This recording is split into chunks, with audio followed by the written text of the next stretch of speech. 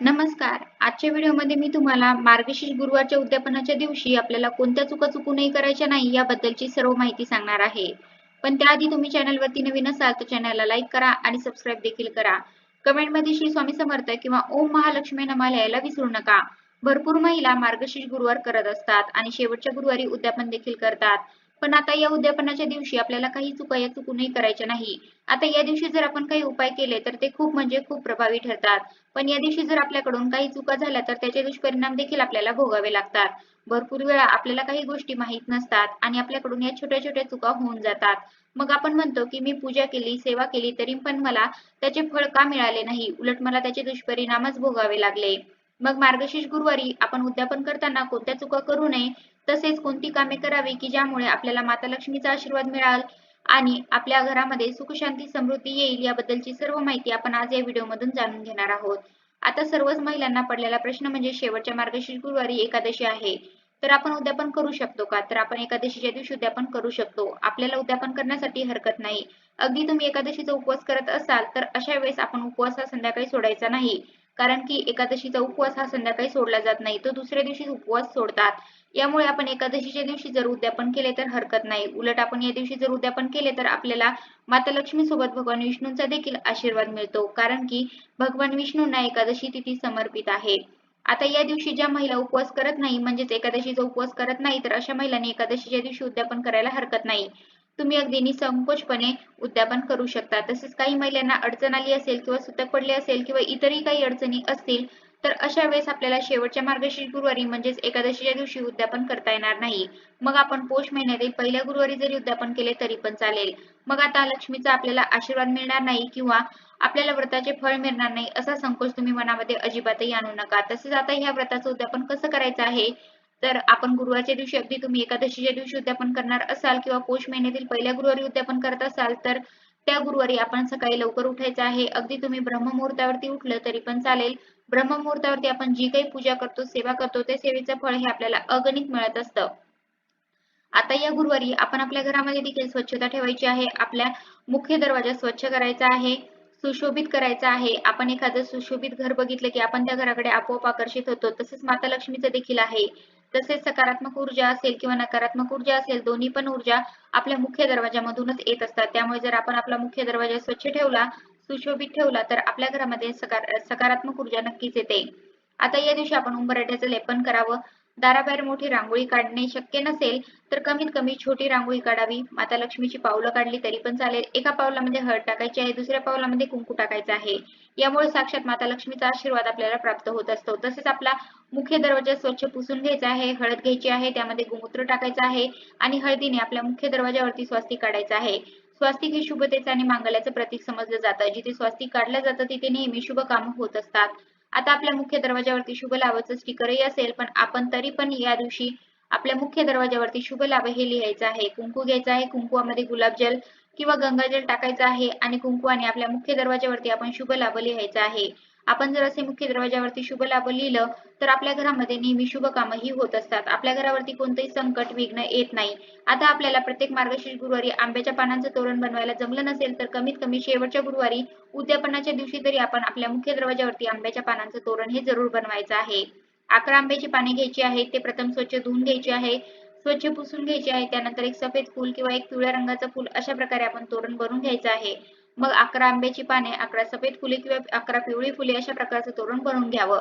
तसेच प्रत्येक आंब्याच्या पानामध्ये आपण स्वस्तिक काढायचं आहे. तसेच प्रत्येक फुलावरती हळदी कुंकू अर्पण करायचं आहे आणि हे तोरण आपल्या मुख्य दरवाजावरती लावायचं आहे. या दिवशी आपण जेव्हा आपण पूजा करायला बसतो तेव्हा पूजा करण्याच्या अगोदर आपल्याला सर्व घरामध्ये गोमूत्र शिंपडायचं आहे. बेडरूममध्ये, किचनमध्ये, हॉलमध्ये आपण गोमूत्र शिंपडावे. यामुळे आपल्या घरामध्ये कोणतीही नकारात्मक ऊर्जा प्रवेश करत नाही व आपल्या घरामध्ये सकारात्मक ऊर्जेचा संचार होत असतो आणि आपण जी काही पूजा मांडतो त्या पूजेचे देखील आपल्याला फळ मिळत असते.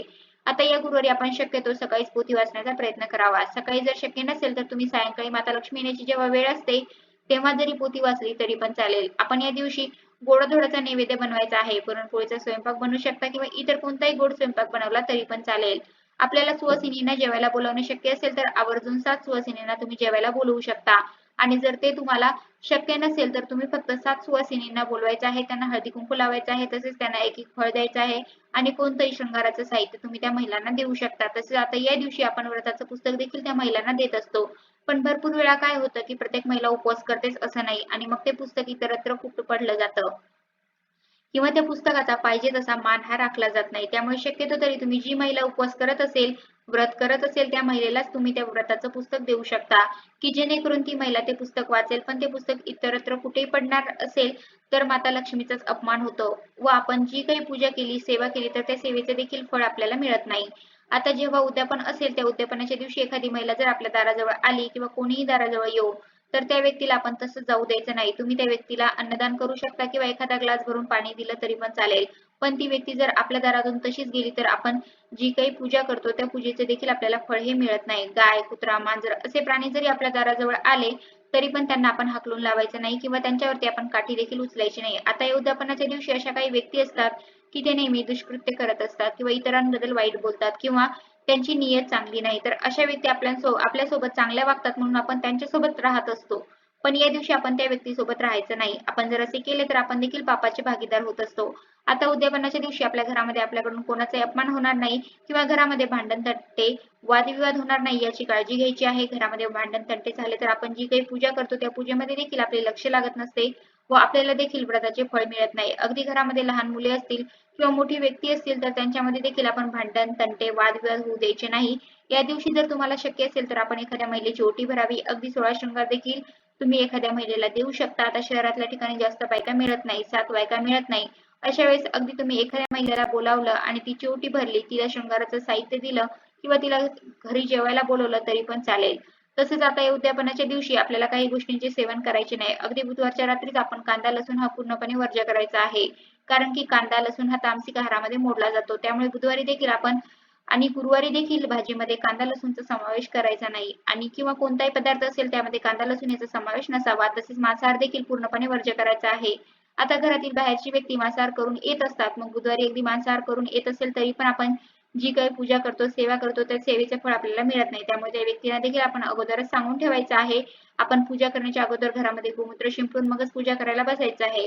आता आपलं उद्यापन झाल्यानंतर पोथी असेल, तसेच नारळ असेल, कलश असेल तर ते आपण लगेच उचलायचं नाही. तर आपण ते तिथेच राहू द्यायचं आहे. दुसऱ्या दिवशी आपण ते उचलायचं आहे. मग कलशातील पाणी आपण आपल्या घरामध्ये शिंपडायचं आहे. अगदी बेडरूममध्ये, हॉलमध्ये, किचनमध्ये हे पाणी शिंपडावं. यामुळे आपल्या घरामध्ये जी काही नकारात्मकता आहे ती नकारात्मकता निघून जात असते व आपल्या घरामध्ये सकारात्मक ऊर्जेचा संचार होत असतो. तसंच आपण जे रुपयाचं नाणं कलशामध्ये टाकलं होतं तर ते रुपयाचं नाणं आपण आपल्या पॉकेटमध्ये किंवा पर्समध्ये ठेवायचं आहे. यामुळे माता लक्ष्मी आपल्या घरामध्ये स्थिर राहते व आपल्याला कधीही पैशाची कमतरता, धनधान्याची कमतरता ही भासत नाही. अगदी पुरुषाजवळ देखील तुम्ही ते रुपयाचं नाणं ठेवायला देऊ शकता. तसेच उद्यापनाच्या दिवशी आपण माता लक्ष्मीकडे माफी देखील मागावी. माझ्याकडून काही चूकभूल झाली असेल तर मला माफ करावे असे आपण म्हणायचं आहे. तर अशा प्रकारे आजच्या व्हिडिओमध्ये मी तुम्हाला मार्गशीर्ष गुरुवारच्या उद्यापनाच्या दिवशी आपल्याला कोणत्या चुका चुकूनही करायच्या नाही याबद्दलची सर्व माहिती सांगण्याचा प्रयत्न केला आहे. कसा वाटला तुम्हाला माझा आजचा व्हिडिओ कमेंट करून नक्की सांगा. धन्यवाद.